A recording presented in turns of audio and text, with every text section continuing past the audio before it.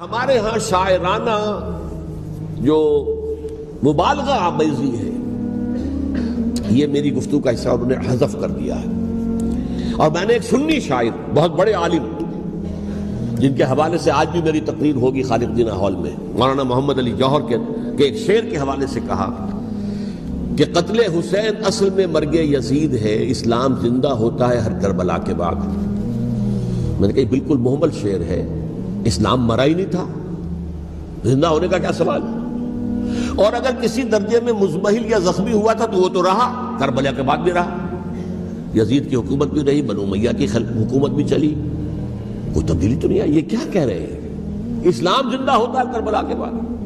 میں نے کہا اسلام مرا نہیں تھا۔ جیسے میں نے یہ کہا کہ ملوکیت جو ہے وہ اب شروع نہیں ہوئی، ملوکیت تو 20 برس پہلے شروع ہو چکی تھی حضرت امیر معاویہ کے، لیکن ظاہر بات ہے کہ حضرت حسن نے، حضرت حسین نے اس کو قبول کیا، اور حضرت حسین نے تو پھر 10 سال تک ولی عہدی جو تھی چاہے بیعت نہیں کی لیکن اس کے خلاف میدان میں آ کر چیلنج تو نہیں کیا۔ اس اعتبار سے یہ معاملہ جو ہے اسلام زندہ ہوتا ہے کربلا کے بعد، یہ بے تکی بات ہے۔ ہاں، حضرت شاہ اسماعیل شہید رحمۃ اللہ علیہ کی اگر میں تشبیہ کو، تمثیل کو سامنے رکھوں تو اسلام کی عمارت 6 منزلہ ہے، 6ٹھی منزل ٹاپ کی وہ گر گئی، 5 منزلیں انٹیکٹ تھیں، اسلام مرا نہیں تھا۔ عدالت میں شریعت کے مطابق فیصلے ہو رہے تھے، قاضی تھے، مفتی تھے، شریعت نافذ تھی، اسلام کہاں مرا تھا؟ جبکہ خود کہہ رہے ہیں علامہ قلب صادق کے ایک مفتی کے فتوے سے ہی حضرت حسین کو قتل کیا گیا۔ اب وہ مفتی کی رائے، اس کی بدنیتی ہو، جو بھی ہو، وہ جانے، اللہ جانے، لیکن عام مسلمان کیا کرے؟ اس پہلو سے اسلام مرا نہیں تھا۔ ہاں، ایک منزل گر گئی تھی، وہ گری رہی، 1000 برس تک گری رہی، یہاں تک کہ آ کر مغربی امپیریلزم نے اس کے گرایا، ملوکیت کا معاملہ ختم کیا، اور وہ جبرین ملوکیت دوسری آ گئی، ورنہ وہی بادشاہی چلی ہے۔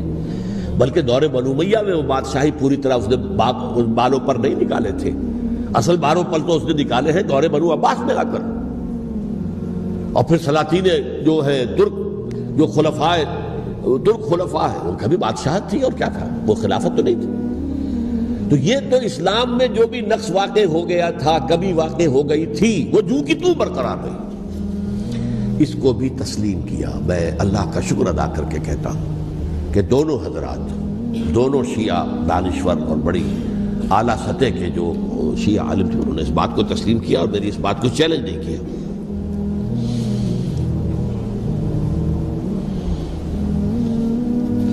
اصل میں تیسری بات میں نے یہ کہی کہ دیکھیے حضرت حسین رضی اللہ تعالی عنہ کی اس شہادت کے بعد، اس کے بعد واقعہ حرہ بھی ہوا، جو واقع کربلا سے بھی بعض اعتبارات سے زیادہ بھیانک اور زیادہ گھناؤنا واقعہ بنو امیہ کی تاریخ ہے، جس کو لوگ جانتے ہی نہیں۔ مدینہ کے کچھ لوگوں نے بغاوت کی اور انہوں نے اس کے خلاف فوج بھیجی، اور فوج کو جب مدینہ فتح کر لیا، 3 دن کے لیے حلال کر دیا، جو چاہو کرو، یہاں جسے چاہو مارو، جسے چاہو لوٹو، جس کا گھر چاہو برباد کرو، جس عورت کو چاہو ریپ کرو، اور یہ مدینہ النبی کے اندر ہوا۔ تو کاٹ کھانے والی ملوکیت کے اندر بہت سے واقعات ہوئے۔ عبداللہ ابن زبیر کھڑے ہوئے، انہوں نے حکومت قائم کی تھی، لیکن یہ کہ وہ تو 6 سال کے لیے کامیاب بھی رہے، ایک حکومت قائم کی، بنو امیہ کے ہاتھ پر بیعت نہیں کی، بالآخر ان کی حکومت بھی ختم ہو گئی۔ پھر حضرت زید کھڑے ہوئے، انہوں نے بغاوت کی، وہ بھی ناکام رہ گئے۔ پھر بنو عباس میں کھڑے ہوئے حضرت نفس زکیہ، حضرت حسن رضی اللہ تعالیٰ عنہ کی اولاد میں سے، وہ بھی ناکام ہو گئے، شہید ہو گئے۔ پھر یہ سمجھ لیا گیا کہ اب یہ جہاں تک 6ٹھی منزل ہے وہ تو دوبارہ تعمیر نہیں ہو سکتی، یہ تو جس کی لاٹھی اس کی بھینس، جس کے پاس طاقت ہوگی اس کی حکومت ہوگی، جس کا قبیلہ زیادہ قوی ہوگا، جس قبیلے میں زیادہ عصبیت ہوگی، مضبوط ہوگا، متحد ہوگا، طاقتور ہوگا، اسی کی حکومت ہوگی۔ البتہ اس کے نیچے لوگوں کے اخلاق کی اصلاح کرو۔ صوفیاء کرام نے وہ کام اپنے ذمہ لیا، اور بالکل وہی کام ہے کہ جو ائمہ اہل بیت کرتے رہے۔ حضرت حسن کی اولاد میں پھر حضرت علی بن حسین رضی اللہ تعالی، حضرت حسین کی اولاد میں پھر امام محمد باقر، امام محمد جعفر صادق، اور اس کے بعد بھی 5 اور، کسی نے بغاوت نہیں کی۔ جیسے علماء کرام کام کر رہے تھے اور جیسے صوفیاء کرام کام کر رہے تھے، ایسے ہی وہ مسلمانوں کی علمی تربیت روحانی تربیت و تزکیہ کر رہے تھے، کسی نے حکومت کو چیلنج نہیں کیا. نوٹ کر لیجیے اس بات کو. حضرت علی نے بھی چیلنج نہیں کیا تھا، حضرت حسن نے چیلنج نہیں کیا، خود صلح کر لی. تو ائمہ اہل بیت جو 12 یہ گنتے ہیں، جن میں سے آخری جو ہے حضرت مہدی کو تو ابھی ظاہر ہونا ہے، ان کے عقیدے کے مطابق وہ روح پوش ہیں، وہ ظاہر ہوں گے. لیکن 11 حضرات کے بارے میں یہ کہ حضرت حسین کے سوا کسی نے بھی چیلنج نہیں کیا وقت کے نظام میں. اور حضرت حسین نے بھی اس مغالطے پر کیا کہ کوفی ساتھ دیں گے، اور یہ موقع ہے کہ یہ جو 6ٹھی منزل اسلام کی گر گئی ہے اسے دوبارہ تعمیر کر دیا جائے. انہوں نے خلافت کا دعویٰ نہیں کیا تھا، یہ انہیں عوام کو مغالطے میں مبتلا کیا گیا کہ یہ خلافت کا مدعی ہو کر سامنے آیا. جیسا کہ میں نے آپ سے کہا تھا، امیر معاویہ نے حضرت علی کے عہد خلافت میں کبھی خلافت کا دعویٰ نہیں کیا، مدعی خلافت نہیں تھے. وہ تو یہ کہتے تھے کہ قاتلان حسین جو ہے، قاتلان عثمان کو سزا دو، قصاص دو، بس. اسی طرح حضرت حسین نے بھی، اب دیکھیے اس ضمن میں اس میں کوئی شک نہیں ہے، حضرت حسین رضی اللہ تعالی عنہ کی جو شہادت ہوئی ہے اور ان کے ساتھیوں کی، اعزاء و اقارب کی، تاریخ انسانی میں یہ عزم، ہمت، شجاعت، مثابرت، صبر، استقلال، استقامت، اس کی ایک بہت روشن مثال ہے، بہت روشن مثال ہے، بہت روشن مثال ہے. لیکن اس سے تاریخ کی رفتار پر کوئی اثر نہیں پڑا. وہ جو ملوکیت آ گئی تھی وہ اور گہری سے گہری ہوتی چلی گئی.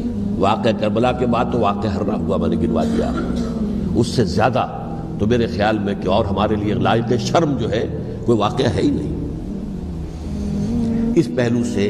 لیکن حضرت حسین کا ایک، اب ان کو یہ کہ میں مطلب یہ کہ اگر میں ان کے ہاتھ پر بیعت کر لیتا ہوں، جو کہ اس وقت سامنے موجود تھے، کہ یزید کی بیعت تمہارے ہاتھ پر کرتا ہوں، تو گویا کہ اپنے آپ کو سرنڈر کر دیتے. وہی خطرہ جو امیر معاویہ کو تھا کہ مجھے وہ تو پہنچنے بھی نہیں دیں گے علی تک رضی اللہ تعالیٰ عنہ، اور مجھے پہلے ہی شہید کر دیں گے. یہی خطرہ حسین کو تھا رضی اللہ تعالیٰ عنہ کہ مجھے یزید تک پہنچنے نہیں دیں گے، پہلے ہی قتل کر دیں گے. اور ویسے بھی یہ ایک شرافت، مروت اور حمیت اور غیرت اور عزت نفس کا تقاضا بھی تھا کہ بھائی معاملہ ہے یزید کا، میرا مجھے وہاں جانے دو، اللہ اللہ خرسلہ، یو کین اسکورٹ می، میرے دائیں بائیں چلو تاکہ میں کہیں اور بھاگ نہ جاؤں تمہارے خیال میں، مجھے وہاں پہنچا دو، میں وہاں پہ جا کے اس سے معاملہ کر لوں. لیکن انہوں نے قتل کیا. اصل قاتلان کوفی، وہی سبائی. البتہ یہ ہے کہ اس واقعے کی جو یادگار ہے اس میں کوئی شک نہیں ہے کہ اس نے مسلمانوں میں سے ایک گروہ کے دل میں قربانی اور شہادت کا جذبہ بہت پیدا کیا، اس میں کوئی شک نہیں. اور جس طریقے سے کہ عاشورہ محرم میں یاد منائی جاتی ہے، جس طریقے سے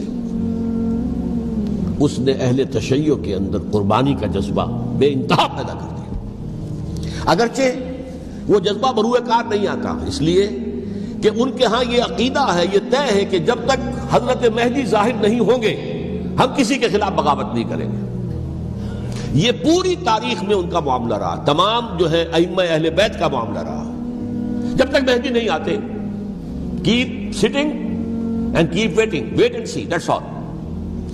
یہ تو خمینی صاحب نے کیا ہے، آیت اللہ خمینی صاحب نے، کہ انہوں نے یہ ایران کے شیعوں کو باور کرایا کہ بھائی جب آئیں گے حضرت مہدی آ جائیں گے، لیکن ہم اب ہاتھ پر ہاتھ رکھ کر بیٹھے رہیں، باطل کو چیلنج بھی نہ کریں. ہمیں کچھ تو کرنا چاہیے، وہ ہاتھ پاؤں ہلانے چاہیے، اور کچھ نہیں تو مہدی کا راستہ جو ہے صاف کرنا چاہیے، تمہید کرنی چاہیے، ان کے راستہ ہموار کیا جائے. تو یہ ان کی بڑی عظمت ہے آیت اللہ خمینی صاحب کی کہ اہل تشیع ایران کے جو ہے ان سے انہوں نے یہ بات منوا لی کہ ہم بالکل انرٹ نہیں بیٹھے رہیں گے، بلکہ اب انہیں نائب امام قرار دے کر اور ولایت فقیہ کے فلسفے کے حوالے سے، یہ دو چیزیں ان کی جو ہیں بنیادی فلسفے کی ہیں، وہ اس وقت میرا موضوع نہیں ہے. انہوں نے عوام کو ایسا کھڑا کیا ہے کہ 20,000 سے لے کر 30,000 کے درمیان انسانوں نے جانے دے دی. عورتوں کے جلوس نکلے، شیرخوار بچہ گود میں ہے عورت کے، اور گولی کھا رہی ہے اور مر رہی ہے، گر رہی ہے.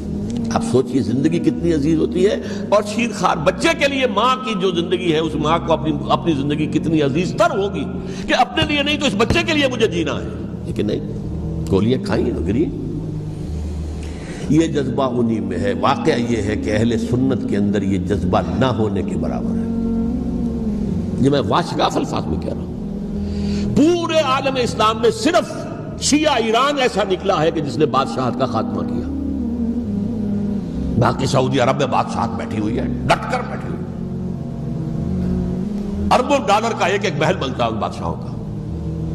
اور سنی سن ہے، سن کوئی حرکت نہیں. وہ تو اب جو حرکت ہو رہی ہے وہ اینٹی امریکن حرکت ہے جو ہو رہی ہے. وہ در حقیقت وہ مسئلہ بالکل دوسرا ہے جو اس وقت ہو رہا ہے.